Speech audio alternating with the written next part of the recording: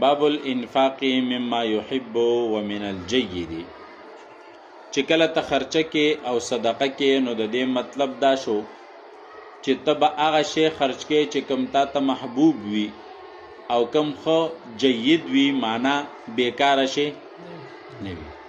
یعنی اصل داسې شی خرچ کول چې هغه تا ته ډېر محبوب نه وي، دام صدقه ده، دې کې څه شک نشته.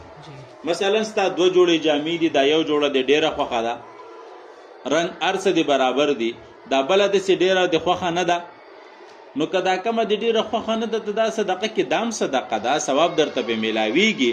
خو بهترینه صدقه دا ده چې دا بله جوړه ته صدقه کې دا کومه چې ستا ډېره خوښه ده. جید معنا دا شوله چې په دې شي کې څه عیبونه نقصانونه نه وي، تی د عیبونو میبونو د وجې نه تنګ شوی نه، ټیک شوله، او به هم صدقه کې. قال الله تعالی، الله فرمایي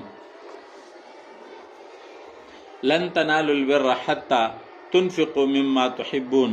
تاسو هرگز کامله نیکی نشئ حاصلولی تر څو پورې چې تاسو خرچ کوئ هغه څه تحبونه چې تاسو د هغې سره محبت کوئ. تاسو د هغې سره څه کوئ؟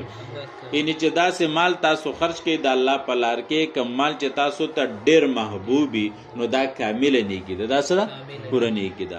وقال تعالی یا ایها الذین آمنوا انفقوا من طیبات، تاسو خرچه کوئ د هغه پاکو مالونو نه کسبتم چې تاسو ګټلی وي، په هغې باندې تاسو محنت کړی دی، خواریم پې باندې کړې ده، خولم پې باندې ایستلې ده.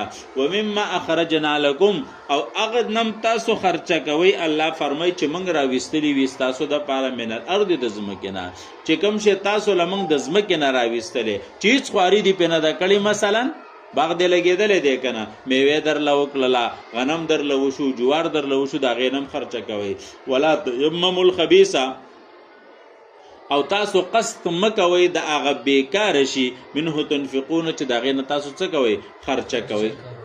چې ګنې تاسو مثلا غنم درله وشو او په دې کې کم غنم چې د تریشل په دې غاړو کې وتلي ګونډې چې ورته خلک کوي، بس دغه غریب له ورکې، داسې چرته مه کوه.